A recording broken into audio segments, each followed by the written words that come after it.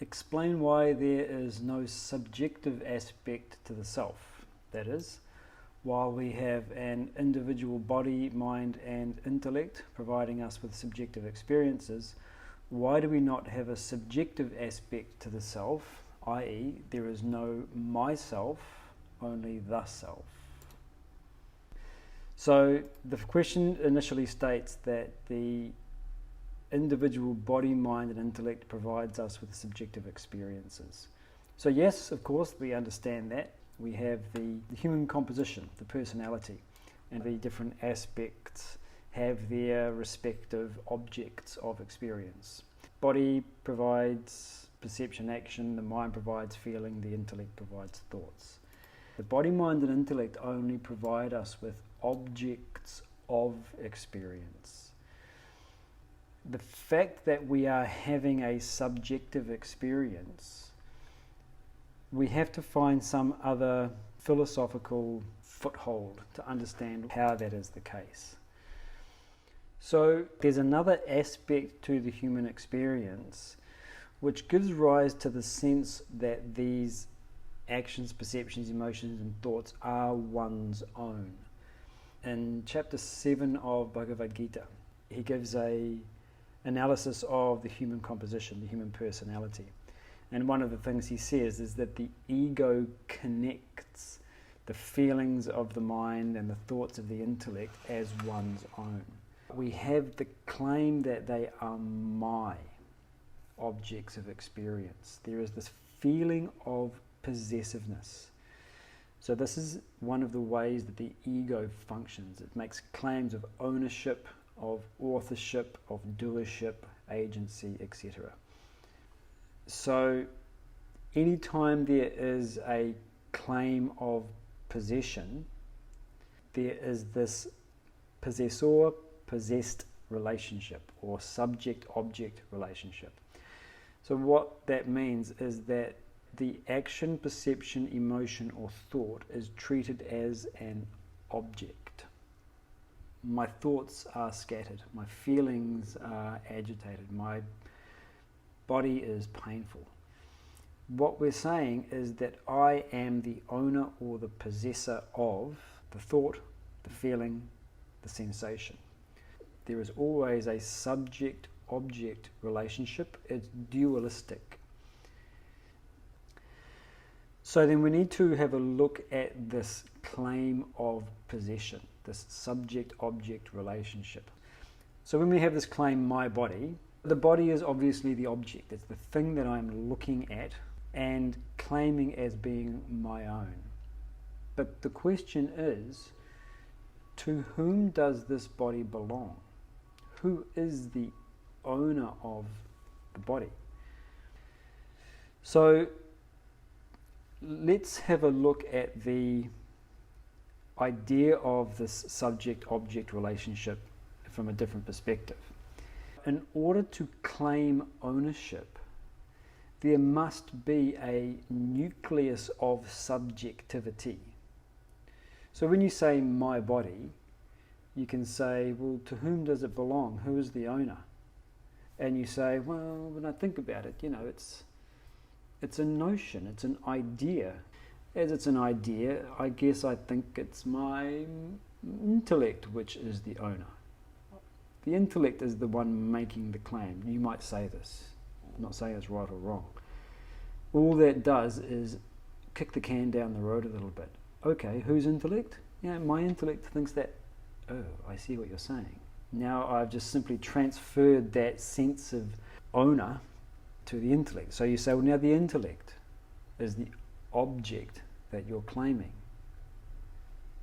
Who's the owner of the intellect? And we can keep on going around and around in circles.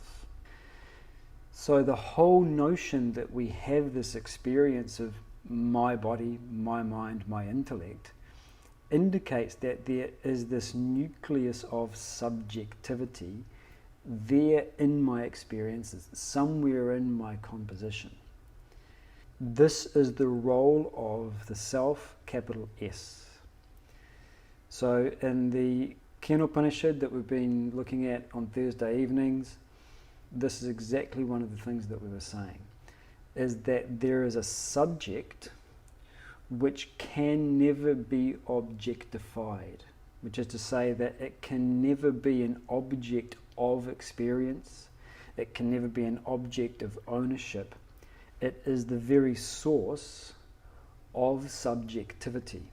So whether you're talking about my body and the owner of the body is the mind, or my mind and the possessor of the mind is the intellect, etc., all that is the non-essentials. Cut through all of that and get straight to the idea that there is always a sense of being a subject. In every experience there is a sense of subjectivity. We experience it as this individualized I am. Even in the dream state, it's still there. So this is one of the curious characteristics of the subject, the I am that we experience. It's there in the dream, and then as we wake up into the waking state of consciousness, the dreamer and the dream world dissolve, poof, like mist before dawn. They're gone. They don't survive the transition. The dreamer dies and the dream world goes with them. When you wake up, now you're the waker, and the waking world is here. That's new. But what does survive the transition from dream state to waking state is the sense of I am. That's right there. It's always there in every experience. And so the self is the pure subject. It's that which lends subjectivity to all experiences. It is a universal sense of I am. So what do we mean by this? Compare the universal sense of I am, whatever that might mean, to an individualized sense of I am. So we have this sense of pure subjectivity. When that gets misplaced, that is the ego. And so one of the ways that we often define the ego is the identification with body, mind, and intellect. Well, identification of what with body, mind, and intellect? Identification of the I am. So you have a pure, universal, unadorned, unattached, unmodified, unrelated sense of I am. That gets misplaced into a body, mind, intellect. That identification gives rise to an individualized I am, the ego. And that's where we can get claims of me and mine. The idea of being a me indicates separate from the world. So why do I claim an individuality that is limited and confined and constrained? Well, because the I am is only identifying with that realm of the one individual body, mind, and intellect. This body is mine and not yours. And so the claim of me and mine can only be made when there is an identification with a finite unit, something with a boundary around it. Me separate from thou. And so the pure subject has no such constraint. And the analogy that we often use when we're talking about this is from space. And this is taken out of the text, the Atma Bodha. So when we think about it, space has no individual existence. Space is just the pervading medium in which all of the objects exist and move. But when you look at your house, you can identify individualized spaces. There's the space inside the pot. There's the space inside the bathroom. There's the bedroom space. There's the living room space. And so it appears to us as if our home has half a dozen different spaces. Only because we've put walls up. We have put constraints. Now that constraint that we've put up in the form of walls and floors and ceilings, it's only illusory. We haven't actually limited space. You don't liberate space by smashing down the walls. Space was never constrained. But from the perspective of the one sitting in their home, space appears to be constrained. In the same way, the pure subject, the self, never has an individualized existence. It always exists as the universal I am.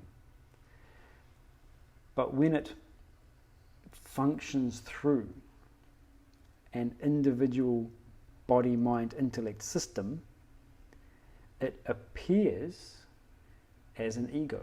It appears that there is me, Glen space, Glen consciousness. The truth is that the self that I experienced as the nucleus of my individuality is never constrained. Because it's never constrained, it's never an object of experience. And so what does the question finish by asking? It says, why is there no myself, only the self? Because the notion of my arises only with the ego. Who can claim ownership of the capital S self? No one can claim ownership of it. It's that which allows us to make claims as an individual. So the ego depends upon the self for its existence. It arises only because of the self. So the text, the Kena Upanishad, this is one of the things that is conveyed in part 3. So part 3 is the story of the gods who win a victory, become vain, and then they see an apparition.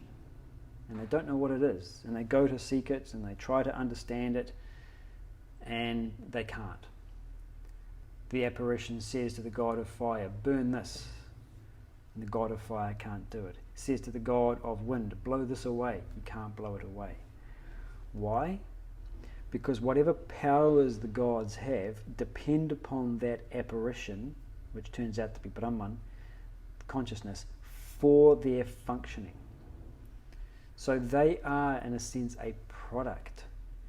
You cannot claim ownership over the progenitor of who and what you are. To use an analogy that we often draw on, you have a bulb and you have electricity, and you have the expression of the bulb when the electricity flows through it. So it's a bit like the glowing bulb stating my electricity. Everything the bulb is doing, the statement that it's making, is dependent upon an electricity that doesn't need it for its existence. The electricity stays even when the bulb is blown.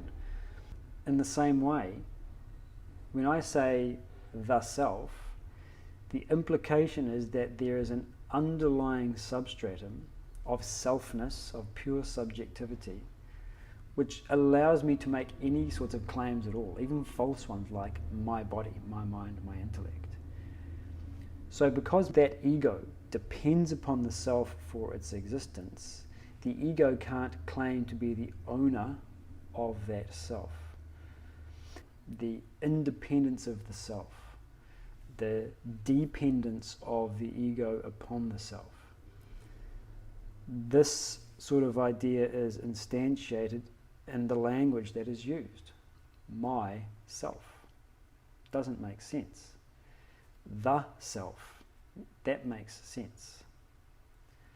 So the analogy of space is a good one here, because you can't claim that the space in the room belongs to the walls.